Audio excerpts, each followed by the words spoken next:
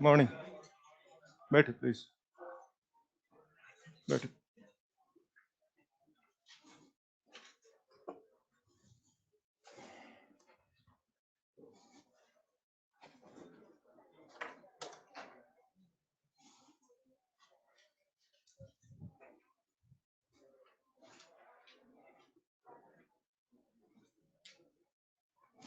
चले, तो last class में मैं आपको पढ़ा रहा था magnetic force on current carrying wire. ठीक है, कहां तक बोल रही? ठीक है, चलिए सुने।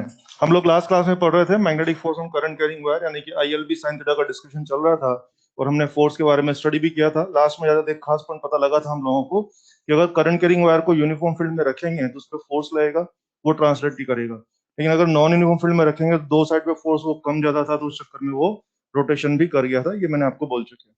चलिए अगला question. Two parallel current carrying wires. Two parallel current carrying wires. Current carrying wires connected in circuit. Connected in circuit. Circuit. Okay, उसके बाद मुझे दो बातें आपसे करनी है। देखो, फर्स्ट सीरीज और दूसरा पैरेलल। एक्चुअली दो तरह के सवाल होते हैं। हमसे कहा जाएगा दो पैरेलल करंट कैरिंग वायर हैं, कभी कभी बोलेगा सर्किट में सीरीज में लगे हुए हैं और कभी कभी बोलेगा सर्किट में पैरेलल में लगे हुए हैं, तो उनके बीच में अट्रैक्शन होगा कि रिपल्शन होगा, इस तरह की बातें करते हैं। कई बार बच्चे इस लैंग्वेज को इंटरप्रेट ढंग से नहीं कर पाते, तो मैं डायग्राम से दिखाता हूँ क्या मतलब हो गया। ये देखिए, सीरीज में लगे, इसका अंदर ये हुआ है कि जो अपने जो मेन पैरेलल वायर उनको मैं क्या कर रहा हूँ, थोड़ा सा हाईलाइट कर रहा हूँ। बाकी ये देखिए,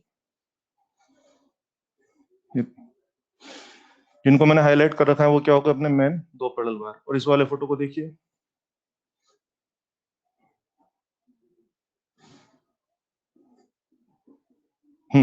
आइए, आपने सर्किट पढ़ा हुआ ना, दो पैरेलल वायर अपने ये वाले इनको हाईलाइट कर रखा है सर्किट के नजरिए से। क्या ये पूरे, ये दोनों क्या एक ही लूप के मेंबर हैं? और जो दोनों एक ही लूप के मेंबर हैं सब किस में होते हैं? सीरीज में। तो आप सब सर्किट के हिसाब से जानते हैं, यहाँ से करंट निकलेगा, ऐसे जाएगा, ऐसे ऐसे और बैक टू बैक, ये हो जाएगा।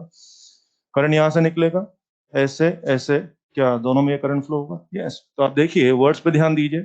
सिंपल ऑर्डिनरी नॉर्मल व्यू में देखें तो ये दोनों वायर भी पैरेलल हैं और ये दोनों वायर भी पैरेलल नॉर्मल तरीके से। सर्किट के नजरिए से ये दोनों वायर पैरेलल हैं कि सीरीज में? सीरीज में है। और सर्किट के नजरिए से भी ये दोनों वायर किस में है? पैरेलल में है। तो अब तो बात समझ में आ गई। Both the case two parallel wires, here it is connected in series in circuit, parallel in circuit. हो गया। बोलिए क्या लगता है इनके बीच में क्या होगा, मैग्नेटिक अट्रैक्शन या रिपल्शन? रिपल्शन। और इन दोनों के बीच में अट्रैक्शन। तो लिख दीजिए मैग्नेटिक रिपल्शन और यहाँ पर अट्रैक्शन। ये मैंने एक कॉन्सेप्ट आपको बता दिया है, इसको यूज करके हम न्यूमेरिकल बना सकते हैं। फोटो बना लीजिए सारा।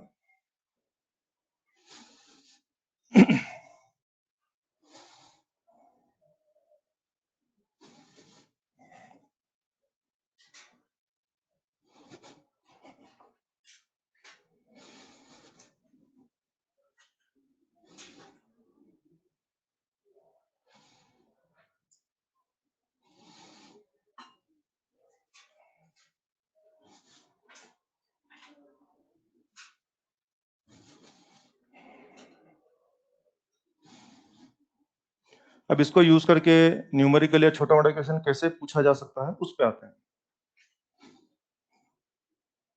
जैसे मानिए मैंने आपसे कहा कि नीचे एक वायर है जिसमें आई करंट चल रहा है और ये क्या है, फिक्स्ड है। फिक्स मतलब ये अपनी जगह से हिलने वाला नहीं है, फिक्स्ड है ना, इसको फिक्स कर रखा है। हमसे कहा जा रहा है कि इसे एक पर्टिकुलर हाइट एच पर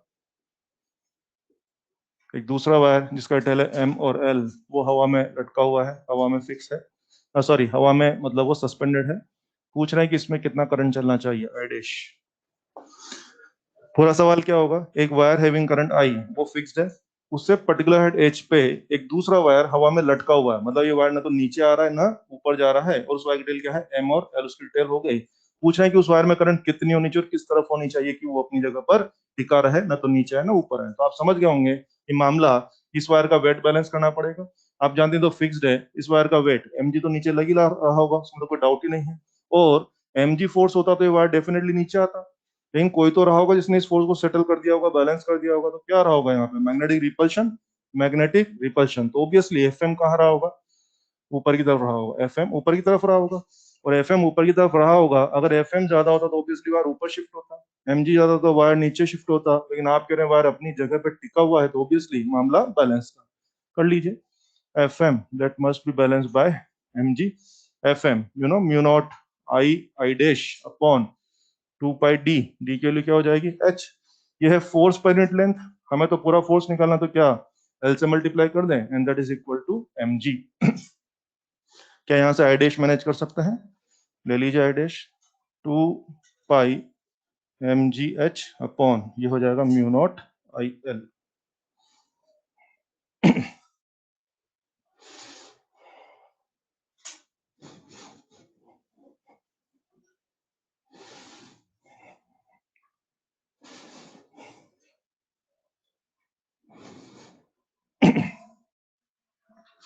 यानी अगर मुझे कहोगे कि what should be the value and direction of current upper wire, तो my answer is value of current should be this one and direction should be parallel to this या anti parallel to this.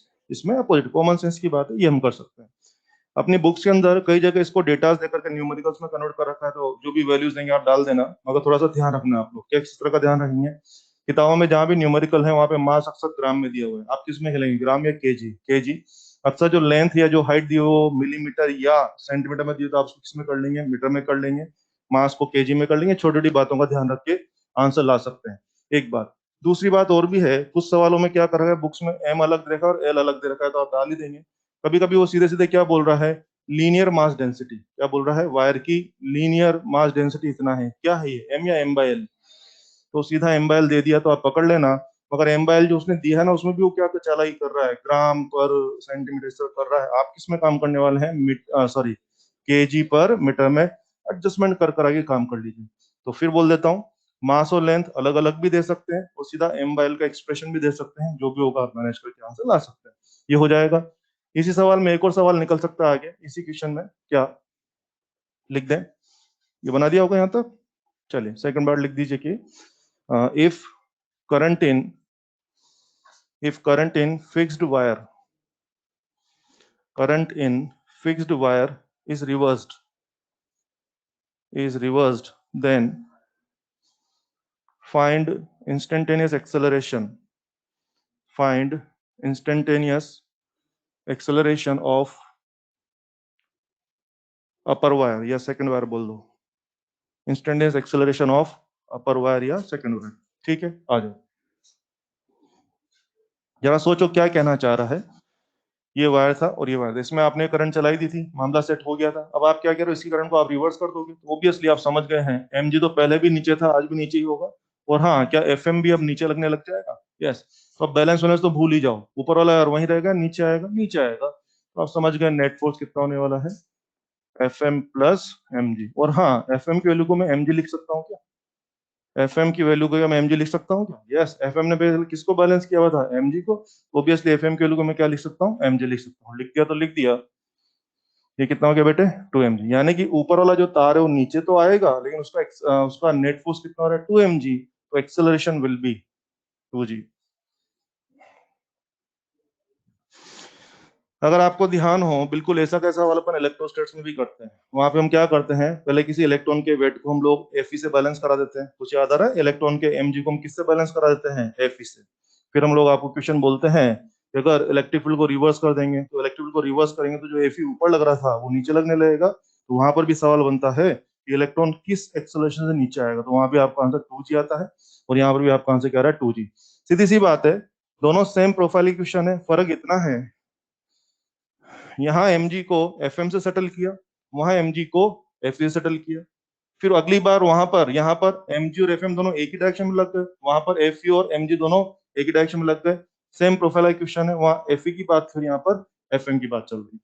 चलिए, तो ये था wires के ऊपर लगने वाले फोर्स के बारे में, ये भी आप समझ गए। अपना जो एफएम का तीसरा टॉपिक चल रहा था बच्चों, इसमें हम लोग क्या बात कर रहे थे कि दो पैरेलल वायर्स में आपस में मैग्नेटिक अट्रैक्शन या रिपल्शन होता है depending on direction of current. ये जो कॉन्सेप्ट हमने पढ़ा है, इसी कॉन्सेप्ट को यूज करें तो आगे से एक और दो तीन अच्छी अच्छी बातें पता लगती है। क्या बातें पता लगती है, आइए, दो बातें पता लगती है। फर्स्ट,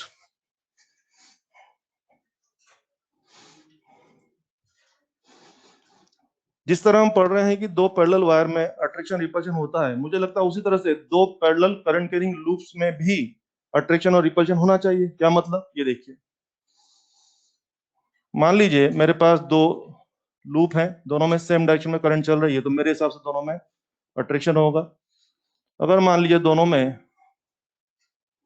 अपोजिट डायरेक्शन में करंट चल रही है, दोनों में क्या हो जाएगा, रिपल्शन। और इसको हम कैसे एक्सप्लेन कर सकते हैं, ये देखिए, मेरे दो हाथ को दो रेक्टेंगल लूप मान लीजिए, दो रेक्टेंगुलर लूप मान लीजिए। मान लेते हैं कि दोनों में सेम डायरेक्शन में करंट चल रही है, दोनों में यूं करंट चल रही है, ठीक है। तो मेरे हिसाब से दोनों में अट्रैक्शन होगा। क्यों? लूप समझने की बजाय आप क्या करें, ये अलग अलग तार समझें। देखना जरा, ये तार और ये तार में क्या सेम डायरेक्शन में करंट, ये तार में ऊपर, ये तार में ऊपर, क्या अट्रैक्शन, ये तार में अट्रैक्शन, अट्रैक्शन, अट्रैक्शन। तो क्या हो रहा है, पूरे लूप्स को लूप्स मानने की बजाय अगर तार तार तार माने तो बोलिए इसमें अट्रैक्शन, इसमें अट्रैक्शन, इसमें अट्रैक्शन, इसमें अट्रैक्शन, क्या बोले, पूरे लूप्स में अट्रैक्शन। इसीलिए behalf on the behalf of two parallel wire में अट्रैक्शन होता है, उस तरह से दो पैरेलल लूप्स में भी अट्रैक्शन होता है। उल्टा चलिए, दो एंटी पैरेलल वायर में रिपल्शन होता है, ठीक उस तरह से क्या हो जाएगा, दो एंटी पैरेलल करंट में जो कि लूप में, उसमें भी क्या हो जाएगा, रिपल्शन। लिख दीजिए, फोटो बना दीजिए, और लाइन चाहिए तो लिख दो एक की, देयर इज मैग्नेटिक अट्रैक्शन और repulsion, there is magnetic attraction and repulsion, या और रिपल्शन between two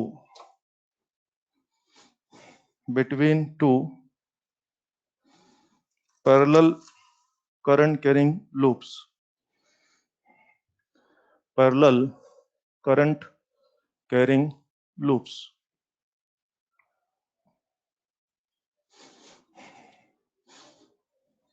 इस पॉइंट के सपोर्ट में फोटो बना सकते हैं, कहीं ना कहीं ये बातें काम आने वाली है, तो इसको अब ध्यान रखेंगे। Same direction attraction, opposite direction तो रिपल्शन, ठीक है। दूसरा, ये देखिए, पहले मैं डायग्राम समझाता हूं। जैसे मान लीजिए सॉफ्ट वायर का बना है, बहुत ही फ्लेक्सिबल वायर का बना हुआ, कोई टेढ़ा मेढ़ा लूप है। कैसा लूप है, सिमेट्रिकल है, टेढ़ा मेढ़ा, इरेगुलर शेप। ओके बच्चे, अगर मैं इसमें करंट डालता हूं ना, तो इस सर्कल में बदल जाएगा। क्यों बदल जाएगा, उसको हम समझ सकते हैं, आइए। करंट डालते ही, यार इस लूप को लूप देखना बंद करो, आमने सामने के स्मॉल एलिमेंट्स की बात करो। यस, आमने सामने के स्मॉल एलिमेंट्स में क्या अपोजिट करंट चल रहा है, तो बोलिए क्या मैग्नेटिक रिपल्शन, तो बोलिए आमने सामने के सारे एलिमेंट क्या एक दूसरे को धक्का मारने वाले हैं, आमने सामने के सारे एलिमेंट एक दूसरे को पुश करने वाले हैं, धक्का मारने वाले हैं। क्योंकि हमने पढ़ा है कि सारे आमने सामने के एलिमेंट में अपोजिट करंट है, और अपोजिट करंट क्या करती है, रिपल्शन। तो सब इस तरह से एक दूसरे को पुश करेंगे। हम लोग अपने फेवर की बात पहले ही सोच चुके हैं। क्या वायर कैसा है, हार्ड वायर या फ्लेक्सिबल वायर, फ्लेक्सिबल। मतलब हम ये मान के बैठेंगे जो फोर्स लगेगा वो वायर को हिलाने में केपेबल है, क्योंकि पता लगा वायर बहुत भारी है, बहुत हार्ड है, तो फोर्स भी लग जाए तो भी वायर को फैला नहीं पाएगा। लेकिन हम तो मान रहे हैं कि wire is flexible, wire is soft, है ना, ऐसा मान रहे हैं। तो बोलिए क्या होगा, फैलेगा, और फैलते फैलते फैलते ये किसमें बदल जाएगा, सर्कल में बदल जाएगा। ये पूरा चीज सर्कल में बदल जाएगा। यानी कॉन्सेप्ट इज, इरेगुलर शेप के फ्लेक्सिबल वायर के बने लूप में करंट चलाने पर वो किसमें बदल जाता है, सर्कल में बदल जाता है। और अल्टीमेटली ये भी बात कहां से निकली, क्या उसी बात से निकला है कि दो पैरेलल और दो एंटी पैरेलल करंट्स में अट्रैक्शन और रिपल्शन, उसी बात से ही बात निकली।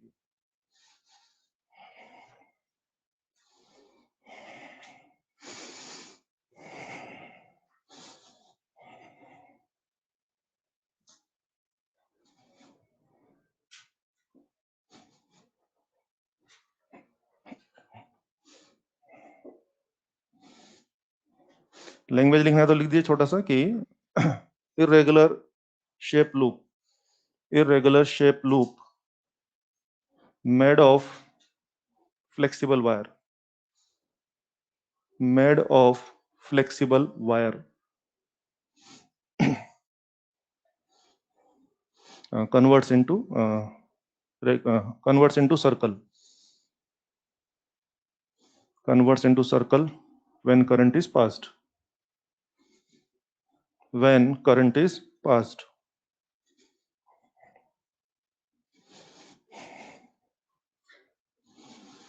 अब ये जो जरा जरा सी दो बातें हमने सीखी है, इस बात पर क्वेश्चन कैसे बनता है उस पर आते हैं। स्प्रिंग, जेई मेन में आया क्वेश्चन है, स्प्रिंग, स्प्रिंग को मास वाकर लगाया हुआ है। जेईई मेन में एक बार क्वेश्चन पूछा गया है कि स्प्रिंग में अगर करंट चला देंगे तो स्प्रिंग एज इट इज रहेगी, कॉन्ट्रैक्ट हो जाएगी, एक्सपेंड हो जाएगी? मुझे लगता है कॉन्ट्रैक्ट हो जानी चाहिए। कारण सोच के देखो, करंट चलाएंगे तो उसके सभी घेरों में क्या सेम डायरेक्शन में करंट चलेगी? तो लगातार घेरों में जब सेम डायरेक्शन में करंट चलेगी, सेम डायरेक्शन में करंट क्या अट्रैक्शन, तो स्प्रिंग हो रहेगी या सिकुड़ जाएगी? सिकुड़ जाएगी बोले तो कॉन्ट्रेक्शन हो जाएगा। और सुने, ये जेईई का क्वेश्चन है, कई किताब में क्वेश्चन अलग नाम से पूछा हुआ है, मैं अभी सब लिखा दूंगा। ये देखिए, सोलेनोइड, आपको याद है सोलेनोइड पे अपन इस तरह तार लपेटे घूमते थे? यस, ये थे बच्चा स्प्रिंग, और ये क्या है अपने पास? सोलेनोइड है। नोटिस करिए कि इसमें या इसमें करंट चलाएंगे तो ऑब्वियसली सारे जो कॉन्जिक्यूटिव टर्न इनमें सेम डायरेक्शन में करंट घूमेगी, तो अट्रैक्शन की वजह से क्या होगा? थोड़ा सा कॉन्ट्रेक्शन वाला नेचर आएगा, यानी कि इनकी स्प्रिंग की लेंथ वही रहेगी, सिकुड़ जाएगी, सिकुड़ जाएगी। मैंने आपको बोला था कि सोलेनोइड में सारे टर्न बहुत पास पास होते हैं, बिल्कुल एडजॉइनिंग होते हैं, लेकिन फिर भी अगर हमें पूछा जाए कि सोलेनोइड वही रहेगा कि कॉन्टेक्ट हो जाएगा, तो कॉन्टेक्ट हो जाएगा बोलना है, क्योंकि आप समझते हैं ना थियोरेटिकली तो कॉन्टेक्ट होने की नेचर रखता ही है ना, तो हमें बोलना पड़ेगा वो कॉन्टेक्ट हो जाएगा। एक बात, कई बुक्स में इनकी लेंथ के बजाय इनकी रेडियस पे भी विचार करने के लिए कहा गया है, सवाल पूछा गया है। रेडियस, आओ जरा सोच के देखो, एक टर्न की बात करेंगे, सिर्फ एक सर्कल की, एक सर्कल में क्या ये सीन होगा? क्या एक सर्कल में ये सीन होगा? बोलिए, आमने सामने के सारे एलिमेंट क्या एक दूसरे को पुश कर रहे हैं? यस, एक दूसरे को पुश करें। ठीक है, मेटेलिक वायर है तो फेल तो नहीं पाएगा, लेकिन अल्टीमेटली फेलने की टेंडेंसी तो है ना, तो क्या बोले, रेडियस वही रहेगी या बढ़ जाएगी? बढ़ जाएगी। My final answer is, spring या सोलेनोइड में करंट चलाने पर उसकी लेंथ तो कम हो जाती है और उसकी रेडियस बढ़ जाती है। ये मेरा फाइनल आंसर है। ठीक है, क्या सहमत है आप? चलिए लिख, फोटो बना लीजिए, मैं लिखवाता हूँ। दोनों फोटो एक साथ बना लीजिए, स्प्रिंग सोलेनोइड, और लिख दें कि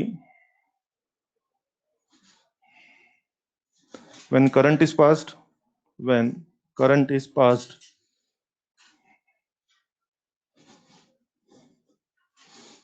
current is passed, चाहे तो और अच्छे से लिख दीजिए।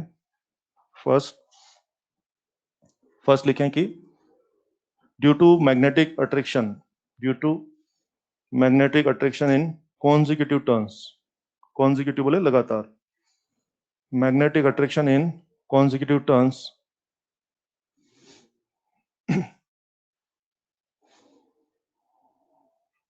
लिख दीजिए कॉन्ट्रैक्शन, कॉन्ट्रैक्शन होता है, so length of spring down, contraction होगा इसलिए लेंथ ऑफ स्प्रिंग क्या हो जाएगी? कम हो जाएगी।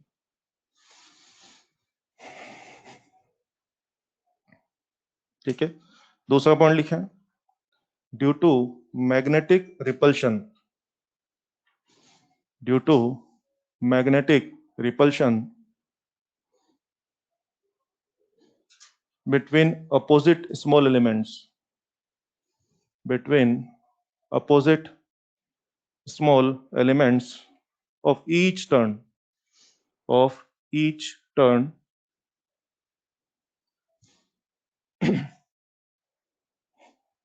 लिख दीजिए radius increases, radius increases.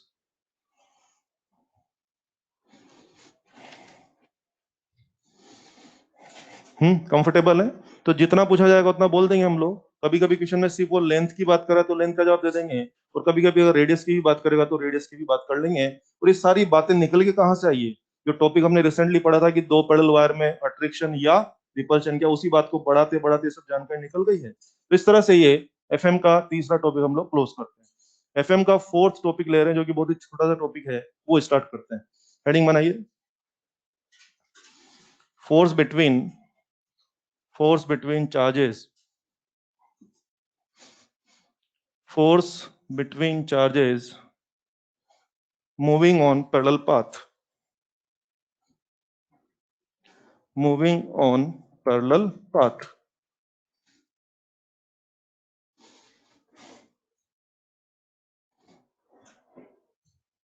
Okay, क्या मतलब हुआ इस टॉपिक का? ये भी बड़ा इंटरेस्टिंग टॉपिक है। ये देखिए, दो चार्ज Q1 और Q2 V1 से चल रहा है, ये V2 से चल रहा है, और मान लीजिए ये दूरियां हैं R। बोलिए, सीन समझते हैं पहले। Q1 चार्ज ऑब्वियसली V1 से चल रहा है, Q2 चार्ज V2 से चल रहा है। कहाँ चल रहे हैं? आड़े टेढ़े या पैरेलल पाथ? पैरेलल पाथ पे चल रहे हैं। ये दूरियां कितनी है? R है। मैंने कहा है कि इस केस के बारे में डिस्कस करना है। अब मैं ये कहना चाह रहा हूँ कि इनके बीच में हमें मैग्नेटिक फोर्स भी डिस्कस करना है, इलेक्ट्रिक फोर्स भी डिस्कस करना है। आप ध्यान दीजिए, जब मैं आपको पढ़ा रहा था अभी थोड़ी देर पहले, पिछला टॉपिक जो था वो क्या था? I1 I2 दो, इनके बीच में किसकी बात की हम लोगों ने? FM, मैग्नेटिक फोर्स की बात की। ध्यान दीजिए, मुझे इनके बीच में मैग्नेटिक फोर्स की भी बात करनी है और इलेक्ट्रिक फोर्स की बात करनी है। कारण समझिए, यस आई थिंक दोनों चार्ज चार्ज हैं, चार्ज चार्ज के बीच में इलेक्ट्रिक फोर्स लगेगा, और दोनों करंट के इक्विवेलेंट भी हैं, तो दोनों के बीच में एफएम भी लगेगा। कोई मुझसे पूछ सकता है कि यार कल वाले टॉपिक में आपने एफएम की बात तो की, एफई की बात क्यों नहीं की? वहां पे दोनों करंट करंट थे तो एफएम तो था, लेकिन दोनों चार्ज चार्ज नहीं थे। Do you know current carrying wire is always neutral. तो ये करंट कैरिंग वायर कैसा था? न्यूट्रल। और ये भी कैसा था? न्यूट्रल। तो वहां पे दोनों न्यूट्रल बॉडीज थी, तो उनके बीच में मैं चाहकर भी एफई की बात नहीं कर सकता था। तो वहां पे मैंने सिर्फ क्या पढ़ा है? Magnetic force. और अभी मेरी चालाकी क्या लिखी, मैंने बोला है कि यहाँ पर इनके बीच में एफ और एफएम दोनों लगेगा, और इसीलिए आप हेडिंग देखिए, हेडिंग क्या लिखा है आपने? मैंने मैग्नेटिक फोर्स नहीं लिखवाया, क्या लिखवाया है? फोर्स। अब समझ रहे हैं, वहां मैंने लिखवाया था हेडिंग में मैग्नेटिक फोर्स, क्योंकि मुझे आपसे यहाँ पर एफएम के अलावा एफई की भी बात करनी है, इसलिए मैंने हेडिंग में क्या लिखा है? Force between charges. क्लियर? आइए बातें करते हैं। तो लिख दीजिए इलेक्ट्रिक फोर्स बिटवीन चार्जेस।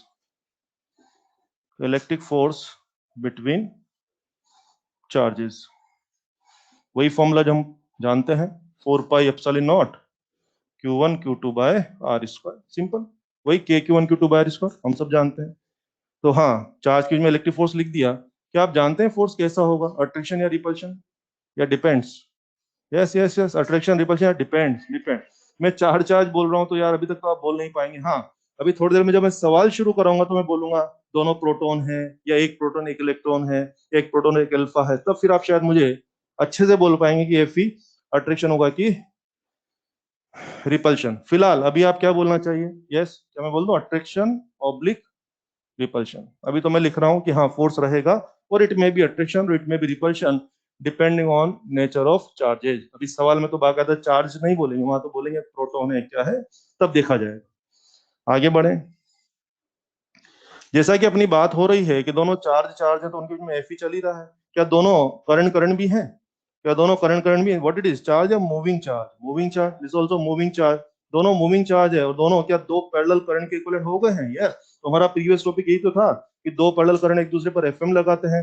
तो अगर ये दो पैरेलल करंट के इक्विवेलेंट हैं, तो दोनों एक दूसरे पर एफएम ही लगाएंगे। तो लिख दीजिए आगे कि मैग्नेटिक फोर्स बिटवीन, या बस ऐसा लिख दो मैग्नेटिक फोर्स लिख दो, मैग्नेटिक फोर्स इनके बीच में मैग्नेटिक फोर्स डेवलप कर लेते हैं। मैग्नेटिक फोर्स आइए, बड़ा आसान है। मान लीजिए मैं टू वाले पर, मान लीजिए मैं टू वाले पर एक की वजह से फील्ड फोर्स निकालना चाह रहा हूँ। कुछ याद दिला दूं आपको, एफएम लिख रहा हूं मैं। यस, टू वाले पर अगर मैं, या पूरा और अच्छे से लिखता हूँ ताकि आपको अजीब सा ना लगे।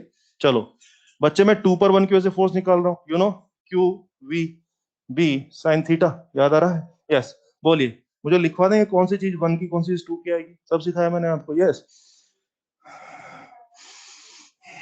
जिस पे फोर्स निकालना है सब चीजें उसकी लेंगे सिवाय बी के। क्लियर है ना? आ जाओ बोलिए। टू पे फोर्स निकालना है, Q1 या Q2, V1 या V2, B2 या B1, B1। और क्या साइन 90, साइन 90 का आएगा पता है ना, इसकी वजह से फील्ड जो बनेगा, लिख दूं साइन 90 लिख दूं? चलिए लिख दिया। अब देखो बच्चे, Q2 और V2 अपनी जगह है, B1, B1 मतलब इस मूविंग चार्ज की वजह से बनने वाला मैग्नेटिक फील्ड, इस मूविंग चार्ज की वजह से वहां R2 पे बनने वाला मैग्नेटिक। आपको याद है बाय सावर्ट लॉ हमने पढ़ा था, वो करंट कैरिंग एलिमेंट का मैग्नेटिक फील्ड बताया करता था। वो पता है, moving charge is also equivalent to current carrying element. Make sure moving charge is also equivalent to current carrying element. और आप इसको यूनिट डायमेंशन वाइज भी कंफर्म कर सकते हैं। इसकी यूनिट क्या होती है? Ampere into metre. इसका भी यूनिट डायमेंशन बना के देख लो, ये भी क्या आ रहा है? Ampere into metre. और मैं तो कहूंगा हमें तो और अच्छा बोलना चाहिए, इक्विवेलेंट टू एम। मैं और अच्छा बोलना चाहूंगा, ध्यान दीजिए, ये तीनों चीजें इक्विवेलेंट हैं। कैसे मैं समझाता हूँ? ये रियल में मैग्नेटिक पोल है, याद है magnetic pole, north pole south pole, real में मैग्नेटिक पोल है। क्या ये माहौल बनाता है? और इसकी यूनिट क्या थी? Ampere into metre. ये रियल में मैग्नेटिक पोल नहीं है, ये रियल में करंट कैरिंग एलिमेंट है, मगर क्या ये भी माहौल बनाता है? यस। तो इसकी यूनिट डायमेंशन भी एम्पियर इंटू मीटर। ये रियल में मैग्नेटिक पोल भी नहीं है, ये रियल में करंट कैरिंग एलिमेंट भी नहीं है, ये तो मूविंग चार्ज है, लेकिन कोई बात नहीं, क्या ये भी माहौल बनाता है? और आप देख लीजिए ये भी किस में चल रहा है? एम्पियर इंटू मीटर में। तो मुझे ये कहना है बच्चों आज के बाद, ये तीनों क्या है आपस में? इक्विवेलेंट हैं। जब भी हमें जरूरत पड़ेगी हम इनको आपस में रिप्लेस कर सकते हैं। तीनों ही किस में चल रहे हैं? एम्पियर इंटू मीटर में। और तीनों ही क्या करते हैं? मैग्नेटिक फील्ड प्रोड्यूस करते हैं। तो आ जाओ, मेरे पास यहाँ पर जो है मूविंग चार्ज है, वास्तव में तो मूविंग चार्ज है। क्या मैं इसको करंट कैरिंग एलिमेंट की तरह ट्रीट कर सकता हूँ? यस। और कर सकता हूँ तो करंट कैरिंग एलिमेंट का फील्ड, यस, क्या लिखते थे यार वहां पे? मैं भूल गया, mu not upon 4 pi. Yes, I delta one, delta L one लिख देता हूँ समझने के लिए, mu naught delta sine theta या साइन 90 अपॉन आर स्क्वायर। बोलो हो रहा है कि नहीं? साइन थीटा 90 क्यों पता लगा क्या? एलिमेंट यहाँ है और ऑब्जर्वेशन पॉइंट वहां है, बोले कि एंगल 90 हो रहा है फर्स्ट क्लास, ये लिख दिया। और बाहर का साइन 90 एज इट इज है, उसको गड़बड़ नहीं कर रहा हूँ, कंफ्यूज मत हो जाना। ये तो बीएसएल में साइन थीटा आ रहा है, और ये फोर्स का जो साइन थीटा था वो तो 90 चल ही रहा है। तो बस समेट दो इसको, Q2V2, अंदर चलो, म्यू नॉट 4 पाई अपनी जगह बचे। इसको हटा के क्या मैं Q1V1 लिख दूं क्या? आई डेल्टा एल को हटा के क्या मैं Q1V1 लिख सकता हूँ क्या? क्योंकि मैं ही तो बार बार बोल रहा हूँ ना कि मेरा मूविंग चार्ज किसकी तरह बिहेव करता है, करंट कैरिंग एलिमेंट की तरह बिहेव, लिख दिया मैंने, और ये हो गया आपका आर स्क्वायर। चलो, तो कुल मिलाकर के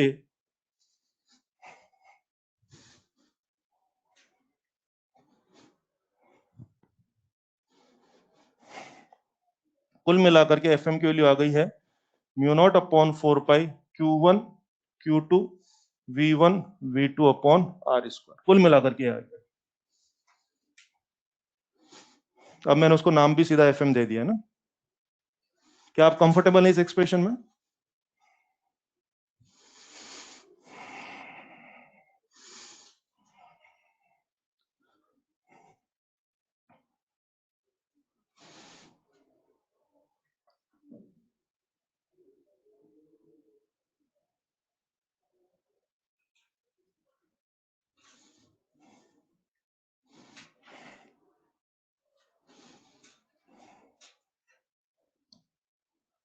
वापस से कनेक्ट करते हैं।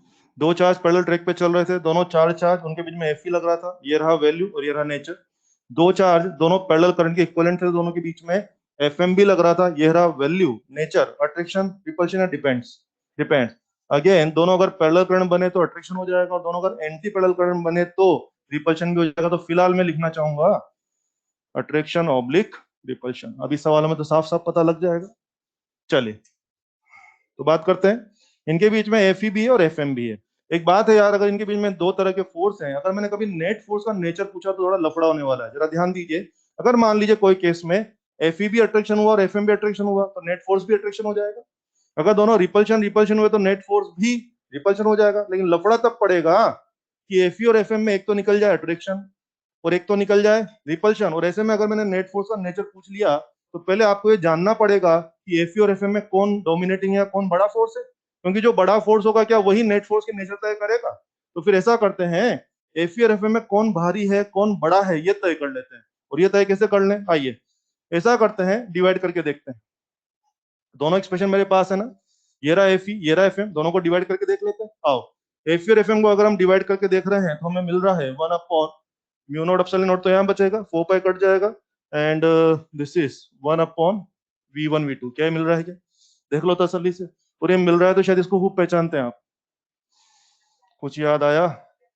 सी speed of speed of light 1 upon root mu naught epsilon naught. और ये क्या रूट नहीं है ना, तो क्या लिखूं, सी या सी स्क्वायर, सी स्क्वायर। तो फाइनली मैंने दोनों को डिवाइड करके देख लिया आपके सामने, एफ और एफ का एक्सप्रेशन आ रहा है सी स्क्वायर अपॉन V1 V2। और अब खुद फिल करिए क्या हो रहा है यार, ऊपर दो स्पीड ऑफ लाइट का प्रोडक्ट है और नीचे दो ऑर्डिनरी वेलोसिटी का प्रोडक्ट है, तो कौन ज्यादा होगा, नीचे में कि ऊपर में? ऊपर में। तो इसका मतलब तय हो गया, अगर उधर में ऊपर में ही ज्यादा होगा तो इधर भी ऊपर में ज्यादा होगा, तो तय हो गया आज के बाद। एफ और एफ में कौन डोमिनेटिंग है? एफ डोमिनेटिंग है। इसका मतलब नेट फोर्स का नेचर तय करने का पूरा पूरा अधिकार किसके पास है? एफ के पास। अगर एफ अट्रैक्शन हुआ तो नेट फोर्स भी अट्रैक्शन ही होगा, और अगर एफ रिपल्शन हुआ तो नेट फोर्स भी रिपल्शन ही होगा। ये यहां से निकल के आ रहा है।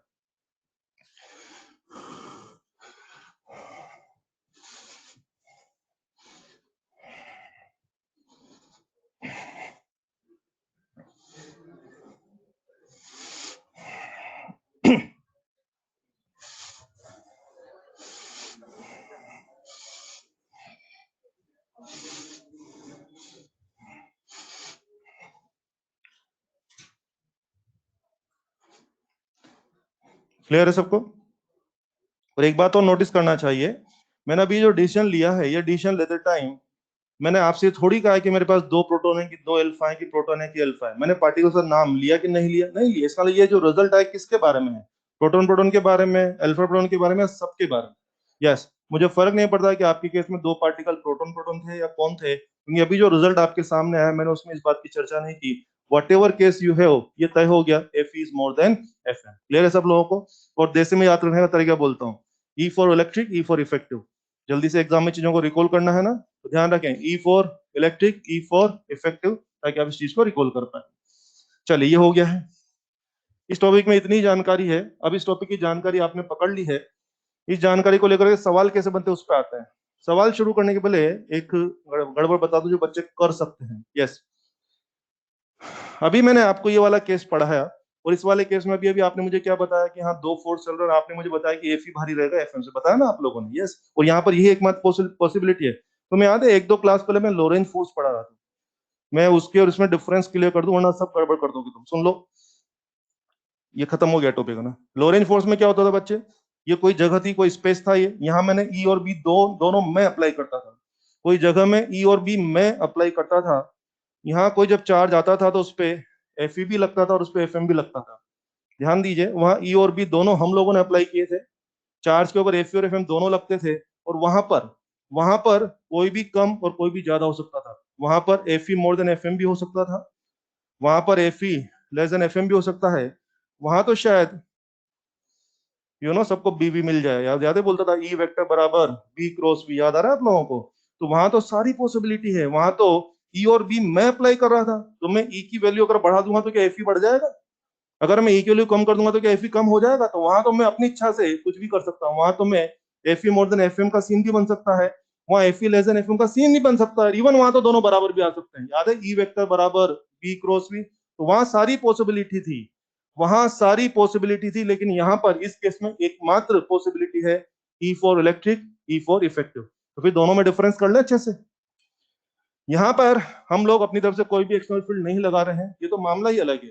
दो चार्ज पार्टिकल पैरेलल पाथ पे जा रहे हैं, और जाते दौरान दोनों ही एक दूसरे पे एफ मार रहे हैं, और दोनों एक दूसरे पे एफ एम मार रहे हैं। हम लोग सिर्फ खेल देख रहे हैं, यहाँ पे हमारा कोई रोल नहीं है। मैं बाहर से कुछ भी अप्लाई नहीं कर रहा, मैंने कुछ भी अप्लाई यहाँ नहीं किया है। ये दोनों ही चलते दौरान एक दूसरे को एफ मार रहे हैं, और ये दोनों ही चलते दौरान एक दूसरे को एफ भी मार रहे हैं, और हमारा हमारा कोई रोल नहीं है। और यहाँ पर सिंगल पॉसिबिलिटी बनती है एफ मोर देन एफ। इस वाले खेल में वहां पर दो चार्ज पार्टिकल थे नहीं, वहां सिर्फ एक ही चार्ज पार्टिकल था, और वहां पे सारा खेल शायद हम लोग ऑपरेट कर रहे थे। ई और बी हम लोगों ने अप्लाई किया, तो हम लोग अपनी इच्छा के हिसाब से ई और बी की वैल्यू कम या ज्यादा करके उनके एंगल शेंगल एडजस्ट कर करा के हम लोग वहां पे वेरियस पॉसिबिलिटी ला सकते हैं, कुछ भी सीन डेवलप कर सकते हैं। क्लियर है? क्लियर है? समझ में आ गया डिफरेंस दोनों का? गड़बड़ तो नहीं होगा? टॉपिक का डिफरेंस समझ लो ना। कई बार बच्चे डिफरेंस नहीं कर पाते, तो यहाँ की चीजें वहां अप्लाई हो जाती है, वहां की यहाँ अप्लाई हो जाती है, दोनों बिल्कुल अलग अलग मामले। क्लियर है? चल,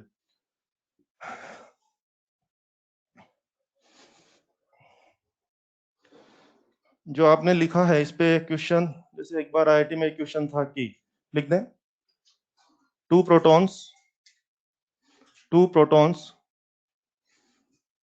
moving on parallel path, moving on parallel path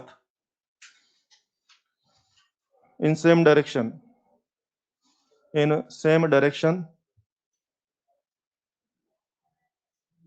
with same velocity v, in same direction with same velocity v, then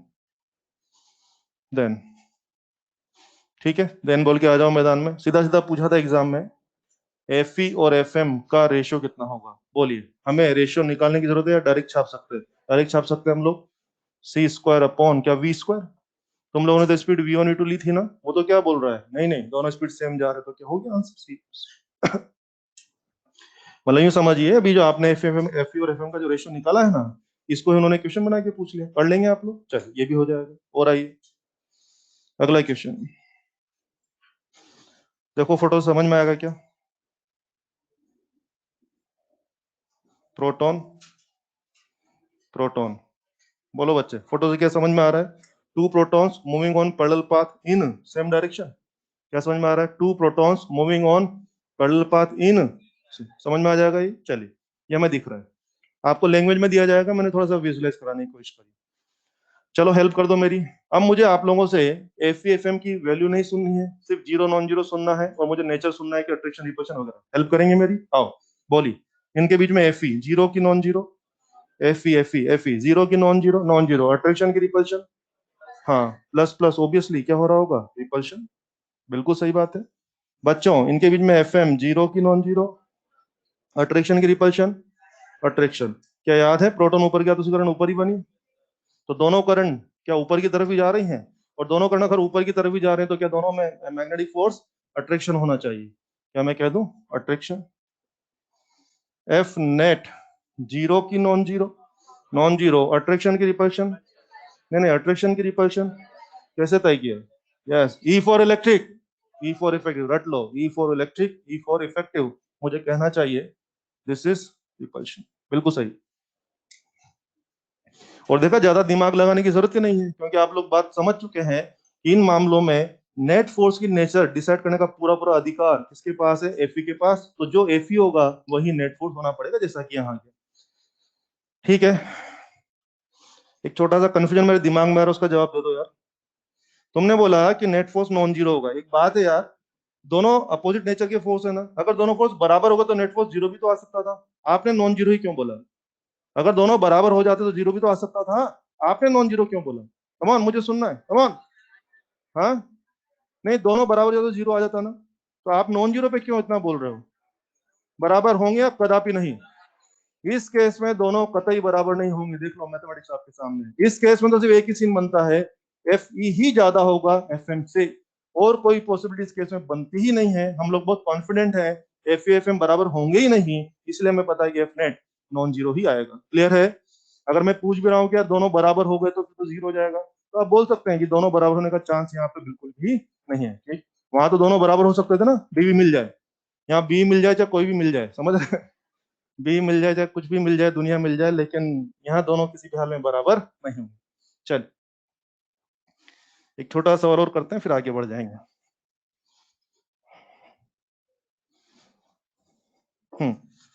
अगला क्वेश्चन भी लगभग इसी प्रोफाइल का है, प्रोटॉन ऊपर जा रहा है बेटे और इलेक्ट्रॉन भी ऊपर जा रहा है, इस बार मेरी लैंग्वेज क्या है, proton electron moving in same direction on parallel path, proton electron moving in same direction on parallel path, क्या दोनों एक ही तरफ जा रहे हैं, यस। चलो शुरू करेंगे। एफ ई जीरो की नॉन जीरो, अट्रैक्शन की repulsion, attraction. F M zero की non zero, non zero attraction की रिपल्शन, रिपल्शन, वेरी गुड, पता लगा ना क्यों होगा, वेरी गुड, अब आपके दिमाग में सब चल रहा है।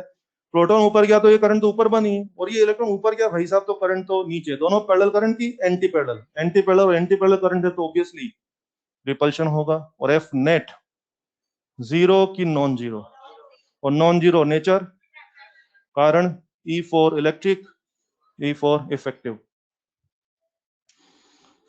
और क्या दोनों बराबर हो तो आंसर जीरो भी आ सकता था, बराबर होंगे या कतई नहीं होंगे, दोनों कतई, दोनों कतई होंगे या कतई नहीं होंगे, कतई नहीं होंगे, कुछ भी मिल जाए, बी मिल जाए चाहे कुछ भी मिल जाए, नहीं होंगे। तो ये था एफएम के बारे में फोर टॉपिक, एफएम का फोर टॉपिक इतना ही है, ये सब बातें खत्म। तो मैं आपको बता दूं, मैंने एफएम के चारों टॉपिक आपको पढ़ा दिए हैं, अब हम चीजों को थोड़ा सा और आगे लेके जाएंगे, इस चैप्टर में काफी आगे आ गए हैं, अब इस चैप्टर का दो टॉपिक बचा हुआ है, एक टॉपिक है magnetic behaviour of current carrying coil, और एक टॉपिक है magnetic behaviour of circulating charge. Start करते हैं, magnetic behaviour of current carrying coil, heading बनाइए, बहुत सुंदर टॉपिक है, हेडिंग बनाइए, magnetic behaviour of current carrying coil.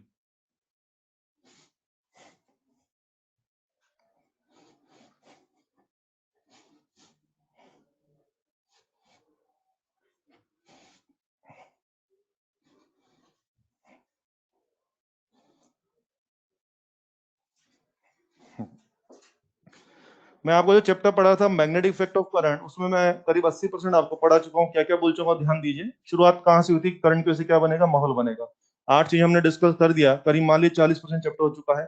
FM के बारे में 4 टॉपिक थे, सभी 4 टॉपिक में कंप्लीट कर चुका हूँ, ये भी हो चुका है। अब ये चैप्टर जो मैग्नेटिक इफेक्ट ऑफ करंट है वो करीब 20% बचा हुआ है, उस 20% में बहुत अच्छी और बहुत इंटरेस्टिंग चीज आने वाली है, और एग्जाम पॉइंट ऑफ व्यू से बहुत बहुत इंपॉर्टेंट है वो सब चीजें जो पढ़ने जा रहे हैं वो सब। पहले तो मैं टॉपिक का मीनिंग समझाऊं, बोले पढ़ने क्या जा रहे हैं, प्लान समझाता हूँ क्या पढ़ रहे हैं। आइए, do you know this was real magnet, bar magnet क्या चुपचाप बैठता था कि माहौल बनाता था, माहौल बनाता था, ठीक, ओके, पिछले कई दिनों से 2-3 दिन से हम जो पढ़ रहे हैं, ये मान लीजिए कोई करंट कैरिंग कॉइल है, किसी भी शेप का है, क्या ये भी माहौल बनाते हैं? करंट कैरिंग कॉइल किसी भी शेप का, circle, rectangle, whatever you have, क्या ये लोग भी माहौल बनाते हैं? यस। इस टॉपिक का थीम क्या है? जो रियल मैग्नेट था वो माहौल बनाता था, और यार ये लोग रियल मैग्नेट तो नहीं है, मगर क्या ये भी माहौल बनाते हैं? यस। तो क्या मैं मान लूं कि मेरे जो करंट कैरिंग लूप्स हैं वो भी मैग्नेट की तरह बिहेव कर रहे हैं? फील करो भाई, आखिर मैग्नेट जो काम कर सकता है माहौल बनाने का, वो काम ये लोग भी तो कर रहे हैं ना। तो ये मैं स्वीकार कर रहा हूँ कि ये रियल में मैग्नेट तो नहीं है, रियल में तो मैग्नेट नहीं है, लेकिन ये मैग्नेट के जैसा बिहेव तो कर रहे हैं।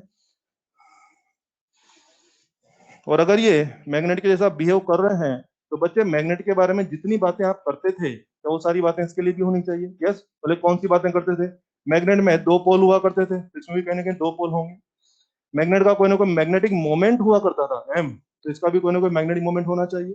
क्या आपको याद है मैग्नेट को आप दूसरों के फील्ड में रख करके फोर्स या टॉर्क स्टडी करते थे? तो मुझे आज इसको भी दूसरों के फील्ड में रख करके फोर्स या टॉर्क की स्टडी करना चाहिए। तो सीधी सीधी सी बात है, जो बातें हम लोग रियल मैग्नेट के बारे में करके आए हैं, आज मुझे वो सारी बातें, वो सारे पॉइंट्स किसके बारे में डिस्कस करने हैं?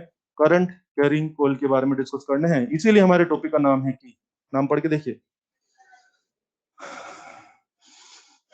नाम समझ में आ गया? Magnetic behaviour of current carrying coil.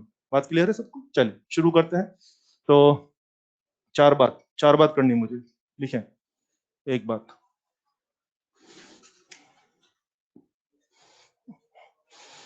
में लिखें कि it behaves like magnetic dipole, it behaves like magnetic dipole,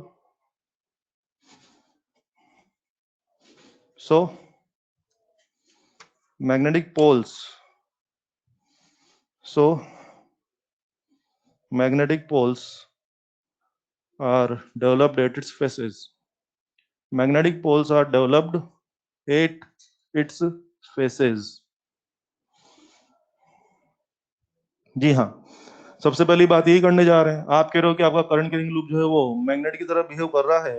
यार मेरे मैग्नेट में तो दो पोल हुआ करते थे, साउथ पोल नॉर्थ पोल, तो तुम्हारे लूप में भी कहीं ना कहीं साउथ पोल नॉर्थ पोल बनने चाहिए। तो वो कैसे डिसाइड करेंगे उसके बारे में बात कर रहे हैं। डिसाइड करना बड़ा आसान है। कैसे? If current is clockwise south pole, if current is anti clockwise north pole. करना कुछ भी नहीं है, हम लोग सिर्फ करंट को देखेंगे। मुझे करंट क्लॉकवाइज दिखी, तो जिधर करंट क्लॉकवाइज होगी उधर साउथ पोल बनेगा, और जिधर करंट एंटी क्लॉकवाइज होगी उधर क्या बन जाएगा? North pole. ये डिसाइड करने का नियम है। लिख लो, जिसको लिखना है लिख लो।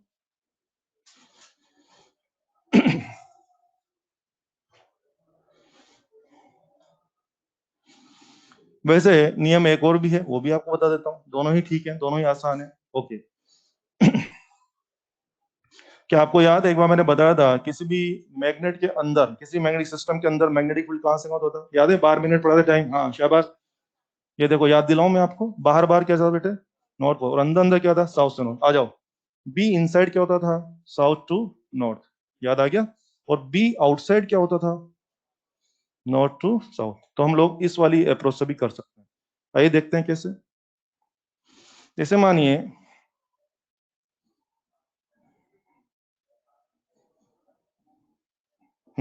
आओ प्रैक्टिस कर लेते हैं। ये लूप आपके सामने है, हम सब लोग इसको देख रहे हैं। यस, दोनों दोनों आइडिया से अप्रोच करेंगे, प्रैक्टिस करनी दोनों। कमा, सामने से कौन सी करंट दिख रही है? Anti clockwise. सामने से एंटी क्लॉकवाइज, तो सामने क्या बन जाएगा? North pole. और सामने नॉर्थ पोल तो पीछे साउथ पोल बन जाएगा। सामने कौन सी करंट दिख रही है? क्लॉकवाइज साउथ पोल, तो पीछे नॉर्थ पोल। एक बात है ना, इधर देखो, आपकी जगह से करंट कौन सी दिख रही है? देखना, क्लॉकवाइज। आपको कौन सी दिख रही है? क्लॉकवाइज। पता है मेरी जगह से करंट एंटी क्लॉकवाइज है। क्यों? देखो ना, जो करंट आपको क्लॉकवाइज दिख रही थी वो मेरी जगह आके देखो, क्या एंटी क्लॉकवाइज हो रही है कि नहीं? यह तो मेरे कहने का मतलब है कि सामने जो पोल बनेगा उसका अपोजिट पीछे बनने वाला है, तो आपको पीछे जाके चेक करने की जरूरत ही नहीं है। सामने जो बने उसका उल्टा पीछे बन जाएगा, डायरेक्ट बोल सकते हैं।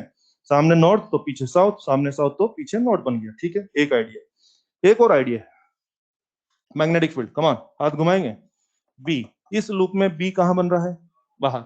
अब जरा सोचो, लूप के इस सिस्टम के इनसाइड में फील्ड कहां बन रहा है? बाहर। और सिस्टम के अंदर में फील्ड कहां होता था? साउथ पोल से नॉर्थ पोल, साउथ पोल से नॉर्थ पोल। तो यूं बन रहा है, तो पीछे क्या होना चाहिए? साउथ, और सामने क्या होना चाहिए? नॉर्थ। परफेक्ट है। आओ, तो यहाँ क्या होना चाहिए? साउथ, और पीछे साइड क्या होना चाहिए? नॉर्थ। क्या दोनों ही आसान है ना? तो आप बी की डायरेक्शन निकालने में बहुत कंफर्टेबल है, काफी प्रैक्टिस हो चुकी है अब तो आप वहां से भी ला सकते हैं और आप चाहें तो सीधा सीधा ऐसे भी ला सकते हैं। और देखिए सोलेनोइड है मान लीजिए,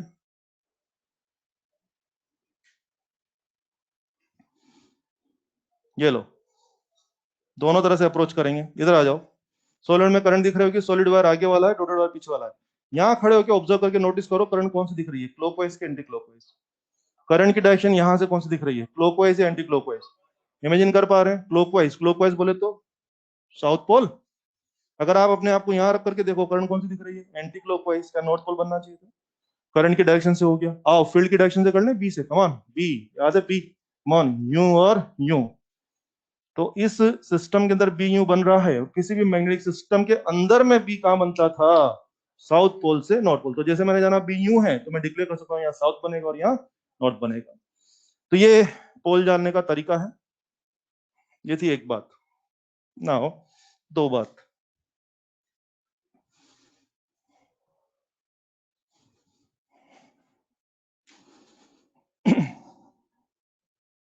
ये तरीका भी हमने सीखा है, ये हमें ईएमआई में भी काम में आने वाला है, वहां भी इस बात को यूज किया जाएगा बहुत अच्छे से।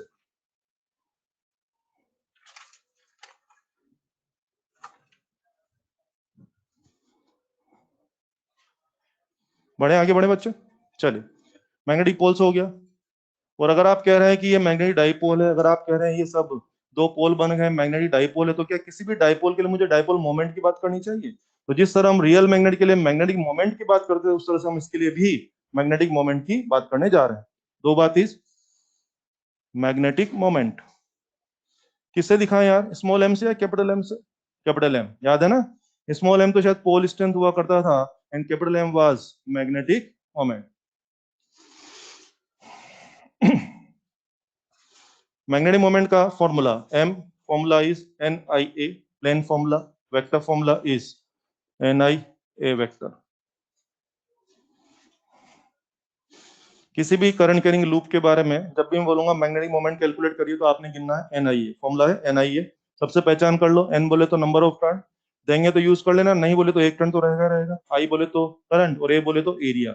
मैं आपको भी सवालों में आप देखेंगे मैं तरह तरह की शेप के लूप आपको दूंगा, कभी स्क्वायर, कभी रेक्टेंगल, कभी ट्राइंगल, और भी अजीब अजीब से शेप मैं आपको दूंगा। तो आप क्या करना, area enclosed by that shape, area enclosed by that shape, वो पर्टिकुलर शेप का जो भी एरिया बनता है मैथ्स के हिसाब से, वो एरिया वहां चिपका देना और आंसर आ जाएगा। ये प्लेन फॉर्मूला है बच्चे। अगर मैंने कभी कभी मांगा कि वेक्टर में बात करो, तो ये उसी का वेक्टर फॉर्मूला हो जाएगा। एक बात। दूसरी बात, यूनिट। यहां से यूनिट क्या नजर आ रही है, एम्पियर इंटू मीटर स्क्वायर। ये तो है ही है, इसकी एक स्पेशल यूनिट रहेगी, Bohr magneton 0.923 10⁻⁻23 ampere into metre square, mu B, Bohr magneton.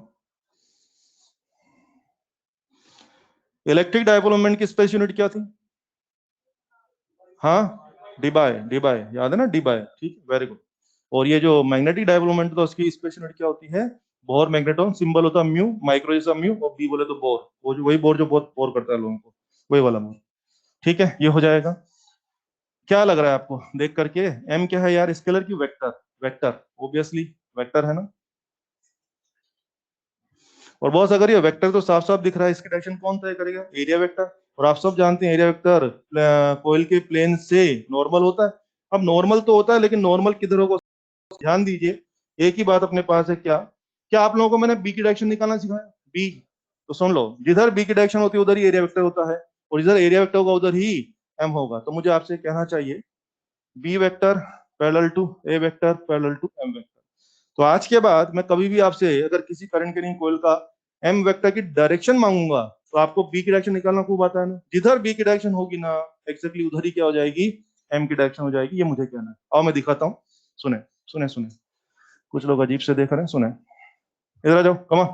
B dot, B dot तो ए डॉट, तो एम भी डॉट। यस, बी है डॉट, ए भी डॉट, एम भी डॉट। क्या बोल दूं, बाम डॉट। बाम याद कर लीजिए, किस, हाँ बाम, वो लगाने वाला बाम नहीं है ये, ऐसा बाम मतलब थोड़ा सा चीजों को जल्दी रिकॉल करने का तरीका है। किसी भी कॉइल का पूरा बाम एक ही डायरेक्शन में होगा। अगर डॉट है तो पूरा बाम डॉट होगा, क्रॉस है तो पूरा बाम क्रॉस होगा, लेफ्ट है तो पूरा बाम लेफ्ट होगा, और राइट है तो पूरा बाम राइट होगा। इवन समथिंग टेढ़ा है तो पूरा बाम समथिंग टेढ़ा होगा, यानी कि सीधी बात है, जो बी की डायरेक्शन वही ए की डायरेक्शन और वही एम की डायरेक्शन। चीजें वाकई में कहीं ना कहीं काम में आने वाली से थोड़ा सा ट्रिकी तरीके से याद करने को बोल रहे हैं, ठीक है। ये हो जाएगा, आओ जरा come on. B cross A cross M cross बाम क्रॉस।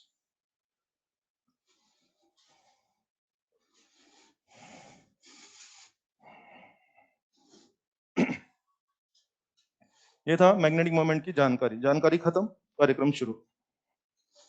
मैग्नेटिक मोमेंट को लेकर काफी सवाल बनते हैं, वो हम करने जा रहे हैं। अच्छा, एक बात नोटिस की क्या आप लोगों ने, जो बाम है, चाहे डॉट आए चाहे क्रॉस आए, ये तो तय है ना कि पूरा बाम कोयल के प्लेन से नॉर्मल आएगा। ये तय हो चुका है, कहीं ना कहीं यूज करने वाले इस बात को। बाम डॉट आए चाहे क्रॉस आए चाहे लेफ्ट आए चाहे राइट आएगा, ये तो तय है कि जब भी बाम की डायरेक्शन आएगी वो हमेशा कोयल के प्लेन से तो परपेंडिकुलर आएगी। ये बात पक्की हो गई, क्लियर है? ठीक है, चलिए सवाल करते हैं। तरह तरह की मैग्नेटिक कोइल्स, तरह तरह की करंट कैरिंग कोइल्स हमें दे दी जाएंगी और हमसे एम कैलकुलेट करने का काम कहा जाएगा, वो शुरू करने जा रहे हैं। साइड एक्स आई करंट, मुझे पूछ रहे इसका एम बताइए। एम, एम बराबर एन आई है ना, एन की वैल्यू 1, आई तो आई है, एरिया क्या एक्स स्क्वायर। बोलिए एम बराबर क्या हो गया, आई एक्स स्क्वायर। डायरेक्शन बोलिए, डायरेक्शन बोलिए, डॉट। आंसर हो गया, इतना ही आसान है, आंसर हो गया। अगला question, equilateral triangle, side x I current चल रही है, मुझे बोला इसका एम बताइए। एन की वैल्यू 1, आई की वैल्यू आई, एरिया कमान। एक्स साइड का इक्विलेटरल ट्राइंगल का एरिया क्या लिखा करते हैं, कमान, मैं भूल गया, जल्दी बोलो। हूं क्या कर रहे हो बे, बोल नहीं रहे बेटे हैं? √3x²/4।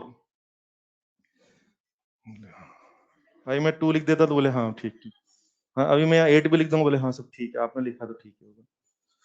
ध्यान रखें, अगर एक्स साइड का इक्विलेटरल ट्रायंगल आपके पास है तो उसका एरिया क्या लिखा जाता है, √3x²/4 ये लिखा जाता है। चलो समेट दो। एम इज √3/4, ये हो गया आई एक्स स्क्वायर। डायरेक्शन बोलिए, क्रॉस, है ना, इतना आसान है, कोई दिमाग ही नहीं लगाना है।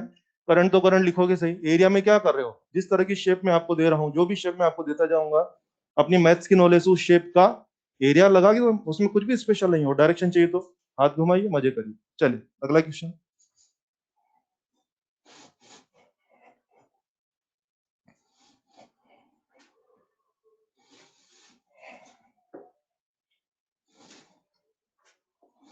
स्ट्रेट वायर, बोले इसका एम चाहिए।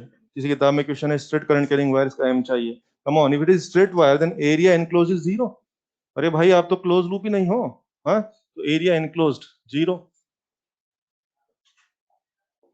तो अगर पूछ भी लिया तो आप एम की वैल्यू कितना बोलने वाले हैं, 0। अगला क्वेश्चन,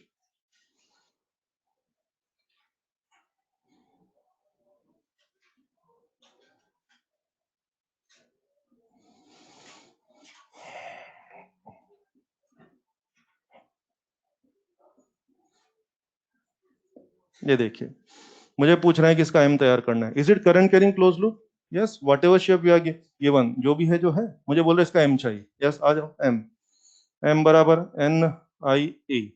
एन तो 1 है और आई तो आई है। एरिया, एरिया बोले तो क्या मुझे ये एरिया चाहिए बेटे, ये वाला एरिया चाहिए। और ये वाला एरिया के लिए क्या करना पड़ेगा, मुझे इतने पोर्शन का एरिया चाहिए। क्या आप देख रहे हैं, ये 1/6 सर्कल है। अबे पिज्जा, ये पिज्जा पूरा पिज्जा है कि उसका 1/6 पार्ट है? अब समझ में आया, चलो पिज्जा का नाम लेते समझ में आने लगता है, ऐसे बोले सर्कल बोले पता नहीं क्या होता है।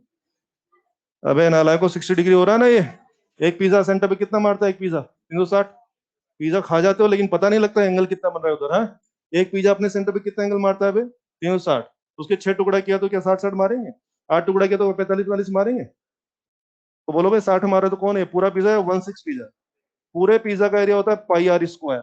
तो ये 1/6 पिज्जा का एरिया होगा πr²/6। लेकिन उसमें भी कि ये खाली पोर्शन हटाना है, तो क्या करें, बड़ा टुकड़ा का एरिया माइनस छोटे टुकड़ा का एरिया। तो मैं लिखना चाहूंगा πr²,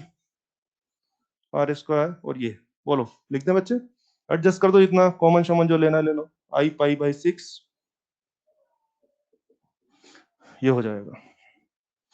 देखना कुछ गड़बड़ हो तो चेक कर लो। हो गया ना, बड़ा एरिया माइनस छोटा एरिया कर दिया, आ गया अपना आंसर। डायरेक्शन बोलिए, cross, sure, sure, cross direction बोलिए आपने। तुम्हें याद है इसका जब बी बनाया था ना तुम लोगों ने, तुमने डॉट लिखा था वहां पे, जाके देख लो। कैसा लफड़ा पड़ रहा है, क्या हो रहा है? हाँ शाबाश, मुझे सुनना है। हाँ वेरी गुड। तुमने जब यहाँ इसका बी बनाया था, कागज पलट के देख लो, याद है? तुमने डॉट डायरेक्शन बोली थी, फिर आज क्रॉस क्यों बोल रहे हो? Come on, come on. हाँ शाबाश। वो बी की डायरेक्शन कहाँ बोली थी तुमने, लूप के अंदर या लूप के बाहर? तो अगर लूप के बाहर डॉट आया था तो वो बी, क्या लूप के अंदर तो क्रॉस ही होगा।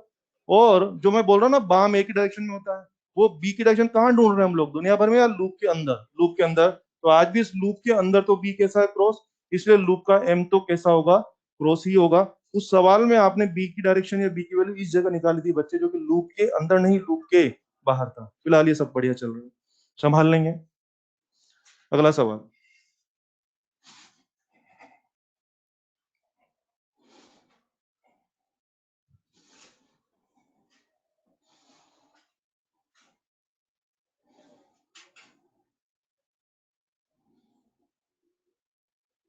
Small R and this is capital R, और कुछ करंट शंट चल रही है, आई करंट। यस। चलो बे, एम निकाल दो फटाफट से। एम, एन, आई, एरिया। एरिया का गाइडेंस बोलें, क्या करना है? एरिया बोलेंगे, क्या एरिया? हाँ बोलें, शाबाश। हूँ क्या कर रहे हो, बोलो। बोले हूँ। हाँ बोलो, हूँ क्या? बड़ा हाफ माइनस छोटा हाफ। नालायक में बड़ा हाफ माइनस छोटा हाफ, भेज दो। एम बराबर I pi by two R square minus R square, ये आंसर। डायरेक्शन बोलिए, क्रॉस। कर सकते हैं ऐसा क्वेश्चन?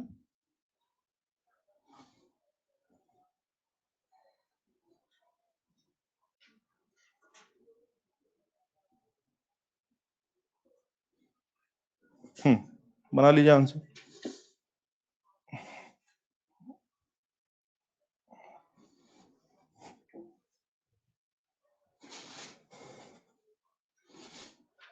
बना लीजिए इसका आंसर। ऑब्वियसली एरिया लिख दो डायरेक्ट। एम बराबर I area pi R square by two plus pi R square by two, so you are getting I pi by two R square plus R square, ये हो जाएगा।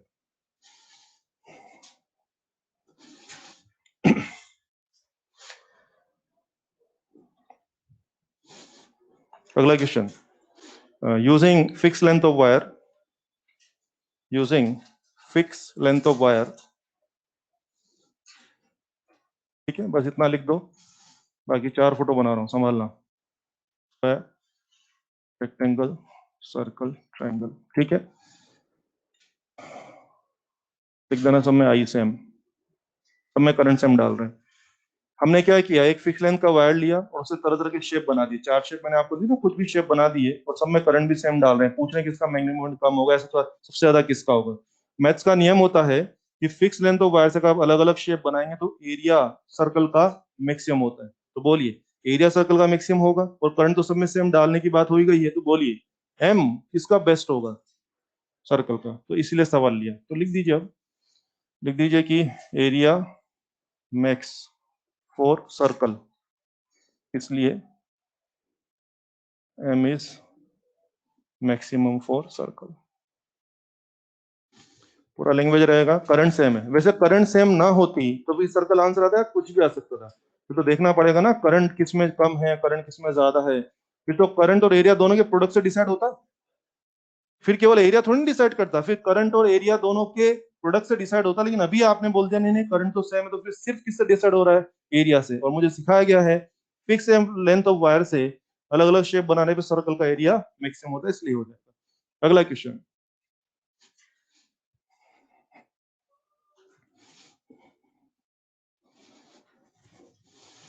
IIT में ये question था। Photo अच्छा नहीं बनेगा, थोड़ा संभाल लेना यार।